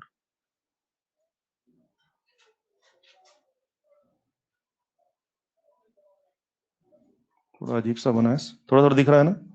वो छोटे बच्चे फूल बनाते हैं ना, बल्कि वैसा बना है। आप लोग भी छोटे बच्चे ही हो। हम्म। बहुत बढ़िया। फोटो बनावे। ये सब मैं अपनी तरफ से नहीं बना रहा हूँ, ये क्वेश्चन बिल्कुल ये जहाँ के दिया हुआ था। फोटो बनाए प्लीज।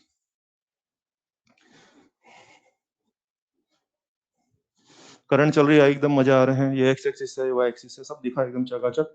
और ये ए सब ये उन्होंने दिया हुआ है, ठीक है, मैंने इसमें अपनी तरफ से कुछ भी शामिल नहीं किया है।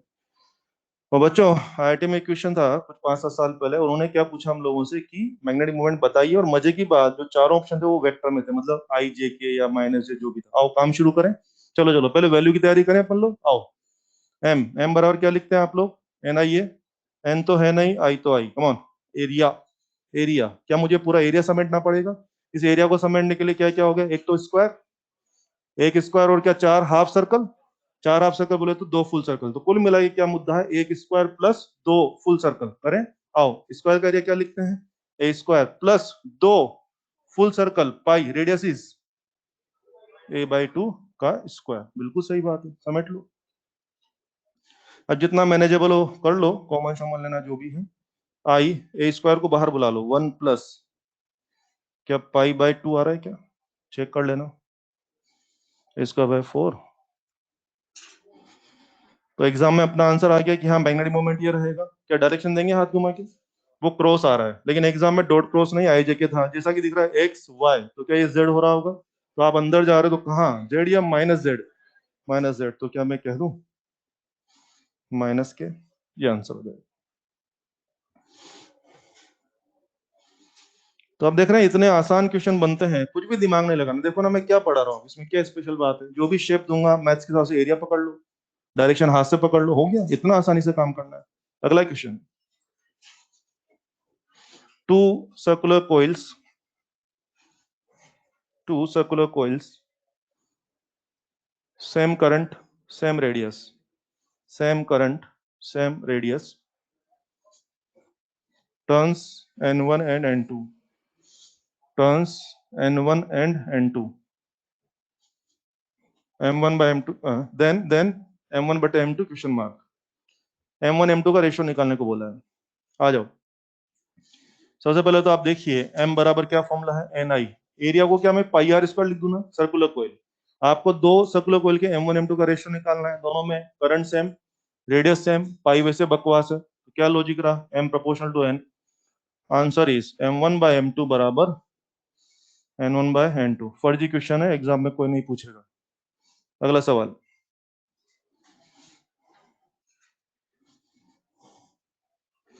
लिख दो, वेरी गुड। अगला सवाल, if circular coil of n1 turns,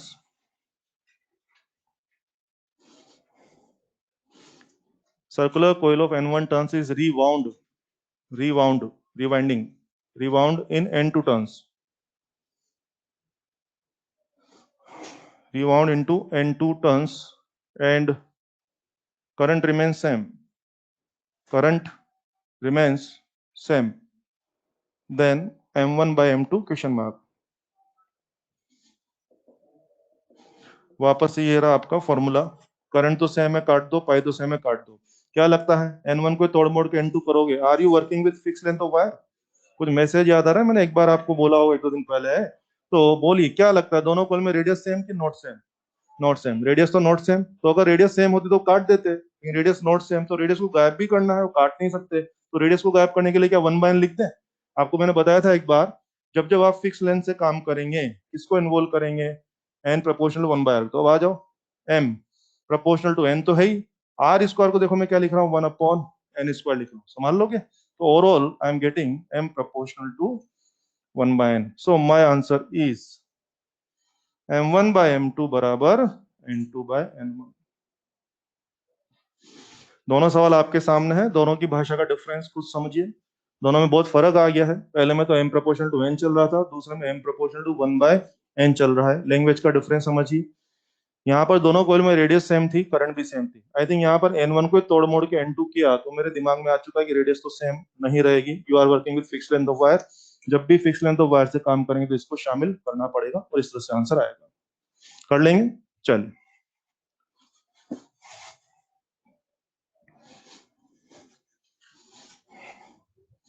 अगला क्वेश्चन, सोलेनोइड।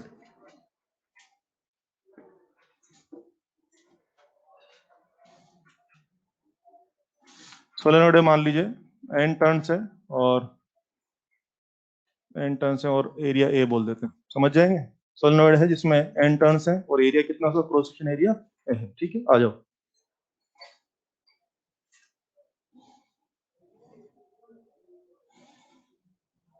ये देखो, अगर करंट डालेंगे तो ऑब्वियसली क्या सब में करंट ऐसे ऐसे जाएगी, सब में करंट अलग डायरेक्शन की सेम डायरेक्शन, सेम डायरेक्शन। आपने मेरे से बोला कि भाई ऐसा कर सोलेनोइड का मैग्नेटिक मोमेंट बता। अब सोलेनोइड वोलेनोइड का मेरे को आता नहीं है, मेरे को तो एक टर्न का आता है ना। जरा आइए मेरे साथ, प्लीज हेल्प करें। यस, ये रहा पहला टर्न, कमान।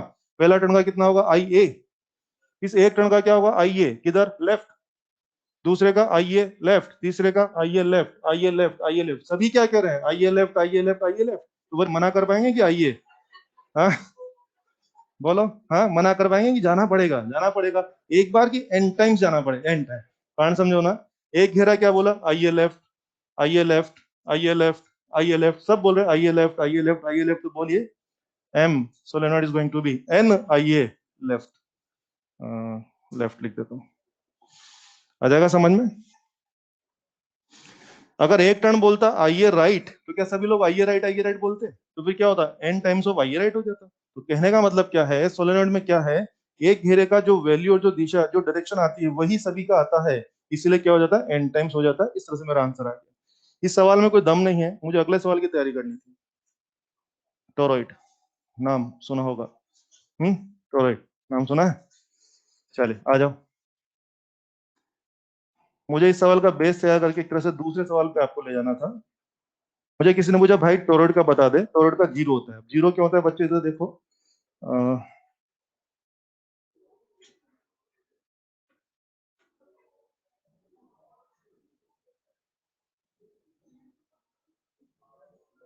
सुने, एक चालाकी देखे मेरी, मैंने आपके सामने टोरॉइड लाया है। बच्चों टोरॉइड का आंसर जीरो होता है। जीरो क्यों होता है वो मैं बताने की कोशिश कर रहा हूँ, ठीक है।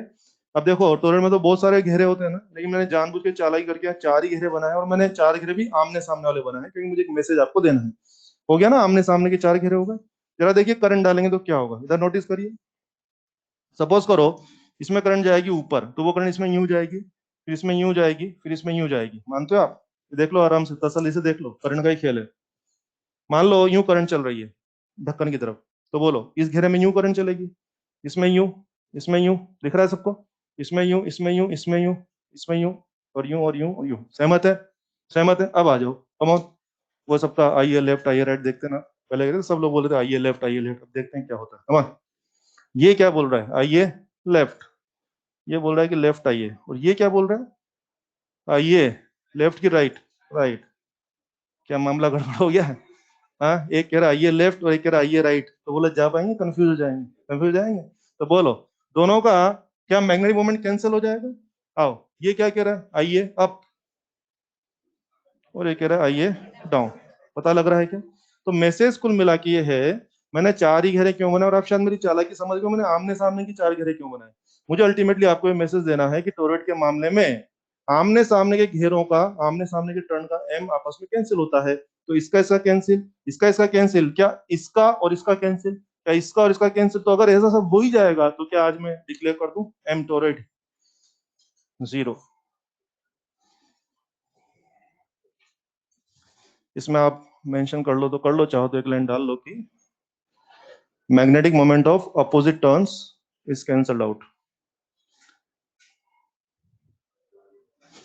Magnetic moment of opposite turns cancel out, is cancelled.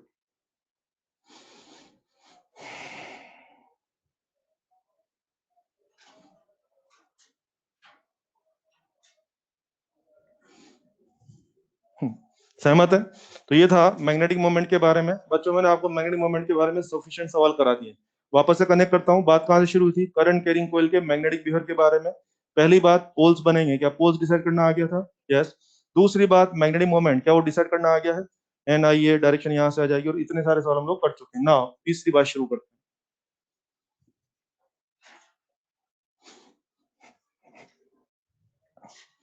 तीसरी बात में लिख लें, behaviour in external uniform magnetic field,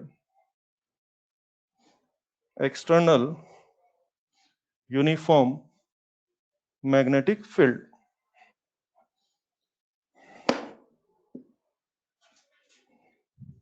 okay, scene समझते हैं।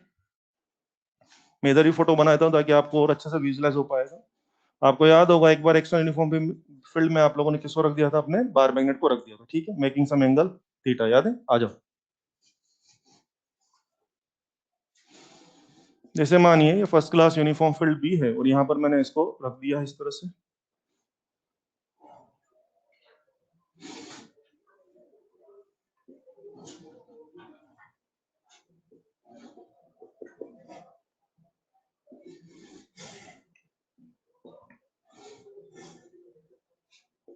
बोलिए, सीन समझ में आ रहा है क्या? क्या एग्जैक्टली वो सीन है? आराम से देख लो।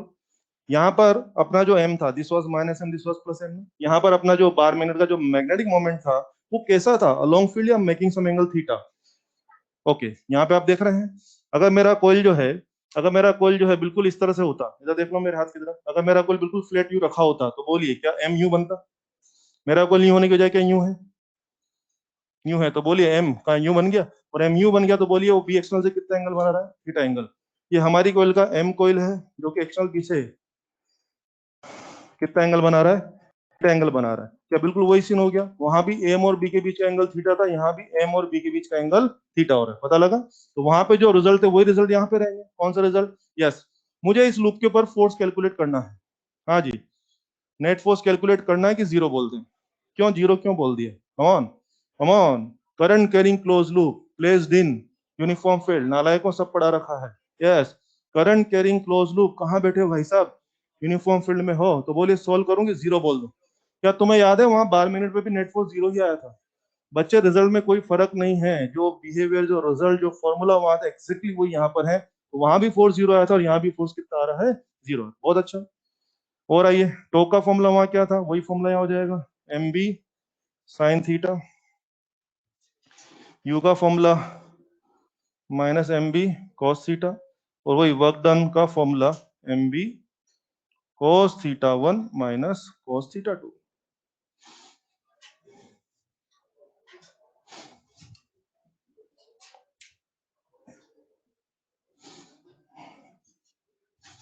पहले आप रियल मैग्नेट को रख करके स्टडी कर रहे थे और आज आप करंट कैरिंग कोयल जो कि मैग्नेट की तरफ बिहेव कर रहा है उसको रख करके स्टडी कर रहे हैं।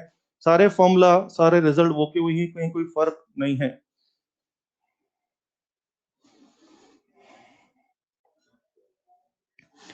अब इसके ऊपर जब हमें सवाल करवाने होते हैं तो हम क्या करेंगे? आपको एम और बी की डिटेल पकड़ा देंगे। अच्छा, एम की वैल्यू क्या? एन आई ए रखा जा सकता है। एम की वैल्यू क्या हो जाएगी? एन आई ए। तो क्या करेंगे, कभी तो एम देने की बजाय क्या बोल देंगे? एन इतना, आई इतना, एरिया इतना। तो आप एडजस्ट करिए, तो एन आई ए भी आपसे बनवा लेंगे, एंगल शेंगल दे देंगे और आपसे काम करने को कहा जा सकता है। ठीक है, ये सब सवाल तो आपसे हो जाएंगे, लेकिन मुझे कोई स्पेशल बात यहाँ से निकाल के लानी है। स्पेशल बात क्या है कि जरा सुनिए। सोचिए कि अगर थीटा 90 डिग्री हो जाए। थीटा 90 डिग्री का मतलब क्या है, जरा समझिए, डायग्राम से समझ में आएगा। थीटा 90 डिग्री, ये बी है, और मान लीजिए मेरा जो लूप है वो ऐसे रखा हुआ है।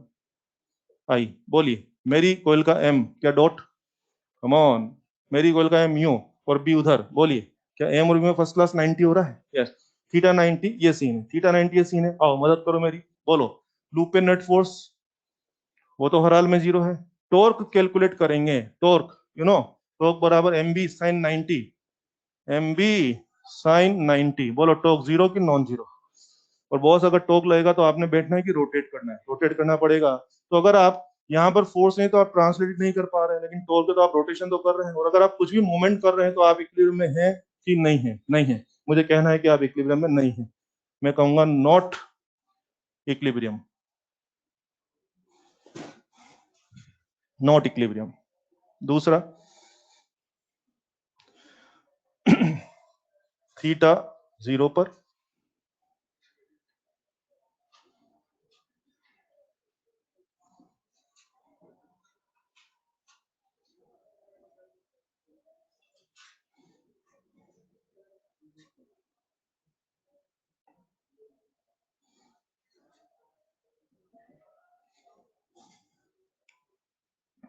थीटा 180 पर।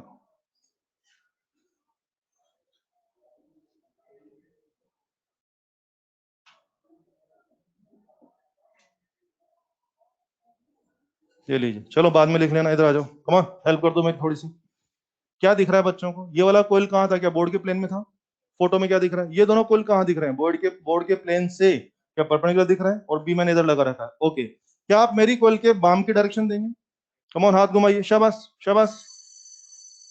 क्या डॉट नहीं होगा ना, इस तरफ हो जाएगा, कोई बात नहीं कोई बात नहीं। कम ऑन, घंटी बज गई तो अचानक मानसिक संतुलन बिगड़ ही जाता है। नहीं, उसके बाद थोड़ी ना कुछ, नहीं नेटवर्क गया बस खत्म। ठीक है, चलिए कोई बात नहीं। तो एम कोयल कहाँ आ रहा है, राइट वर्ड आ रहा है, क्या इसका एम कोयल देंगे क्या, बाम, कम ऑन, कहाँ आ जाएगा, लेफ्ट वर्ड आ जाएगा, है ना, ये हो जाएगा एम कोयल। तो शायद आपको मामला समझ में आता होगा। इस वाले फोटो में एक्सटर्नल बी और हमारा एम क्या दोनों एक ही डायरेक्शन में है, थीटा बराबर 0। एक्सटर्नल बी और हमारा एम क्या अपोजिट है, तो क्या थीटा 180 हो रहा है, यस। आ जाओ बोलो। इस केस में फोर्स तो वैसे भी 0 था, आज भी 0 है, कम ऑन, क्या टॉर्क भी 0, कम ऑन, टॉर्क बराबर एम बी साइन 0 0, इधर आ जाओ, फोर्स 0 और टॉर्क भी 0। Potential energy minus M B cos 0, क्या मिनिमम, यहाँ potential energy plus M B, is it max, कुछ याद आया, कम ऑन। आजकल इन दोनों सीन में आप पे फोर्स नहीं है तो आप ट्रांसलेट नहीं करेंगे, आप पे टॉर्क भी नहीं तो आप तो रोटेशन भी नहीं करेंगे, अरे आप तो कुछ भी नहीं करेंगे, बैठे हुए आप तो इसका मतलब क्या, इक्विलिब्रियम में है आप तो, यस। इक्विलिब्रियम भी 3 टाइप का होता था, स्टेबल, अनस्टेबल और न्यूट्रल। आई थिंक जब आप मिनिमम पोटेंशियल एनर्जी लगा के बैठते हैं तो स्टेबल में होते हैं, और मैक्सिमम लगा के बैठते हैं तो अनस्टेबल। तो मैं समझ गया ये सीन कैसा है, स्टेबल इक्विलिब्रियम, और ये सीन कैसा है, अनस्टेबल इक्विलिब्रियम। ये झांकियां बना लीजिए, इन झांकियों से हमें क्या पता लग रहा है वो बोलता हूं।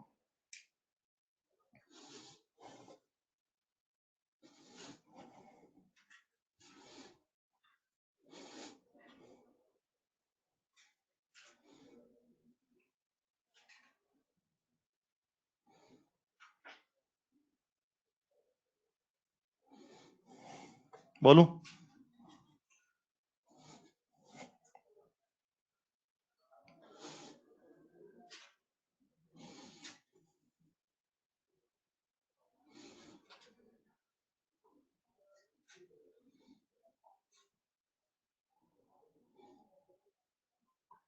जो आप फोटो बना रहे हैं उसमें करंट की डायरेक्शन सही से बनाना, क्योंकि करंट की डायरेक्शन से तो एम तय होगा, और एम की सही डायरेक्शन बनेगी तभी एम और बी के बीच का एंगल तय होगा।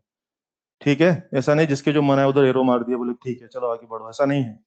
सारा खेल उसी का है, करंट किस तरफ चल रहा है, क्यों मैं नालायक हूं, पता लग रहा है ना, सारा खेल उसी का है भाई। चलो आ जाओ, जरा हेल्प कर दो मेरी।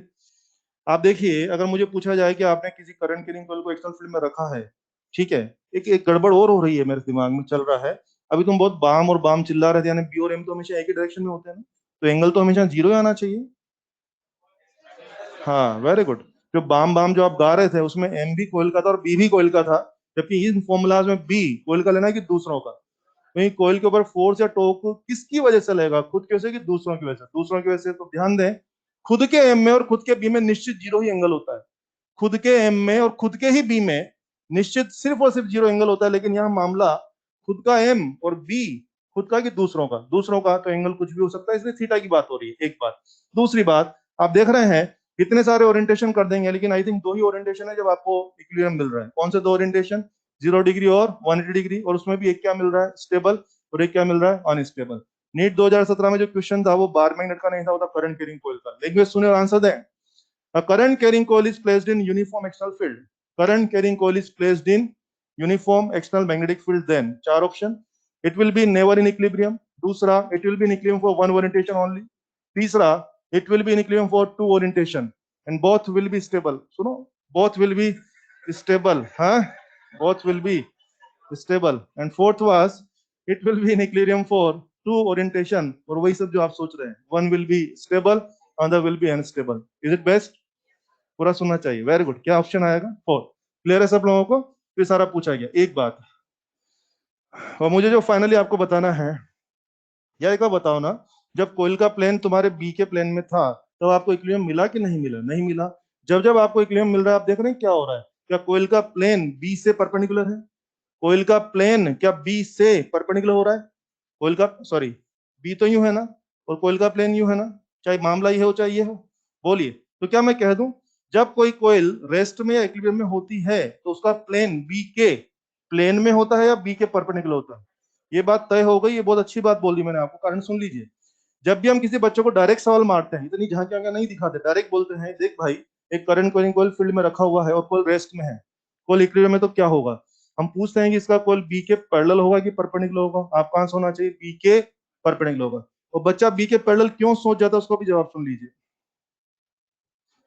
बच्चे के दिमाग में है, बच्चा सब जानता है कि हाँ यार टॉर्क जीरो चाहिए, टॉर्क जीरो चाहिए तो क्या लगता है एंगल क्या होना चाहिए? जीरो।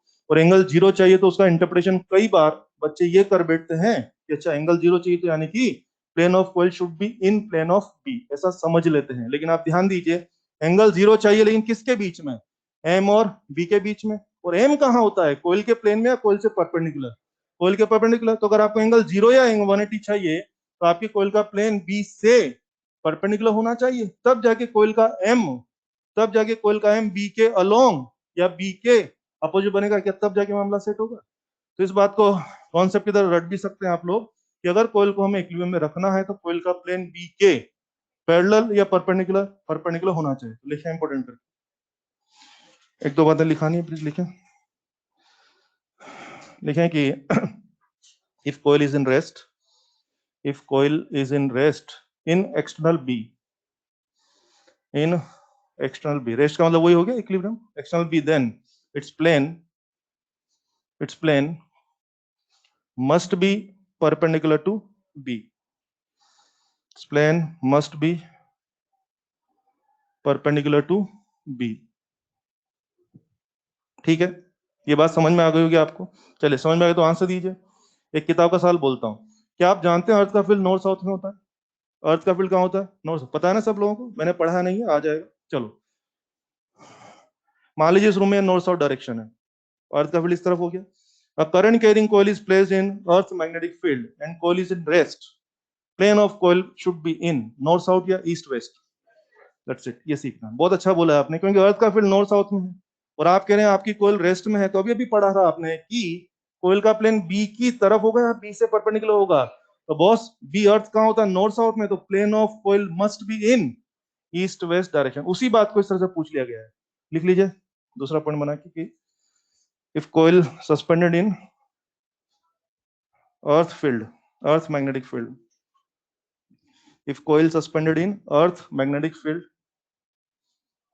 ब्रैकेट में डाल दो नॉर्थ साउथ ताकि ध्यान रहेगा, earth magnetic field north south, ठीक है। Then it will be in rest, it will be in rest when its plane is,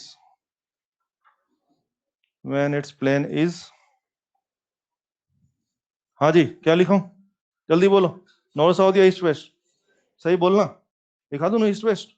चलो लिख दो, फिर सब बोल रहे हैं तो east west, it's plane is in east waste.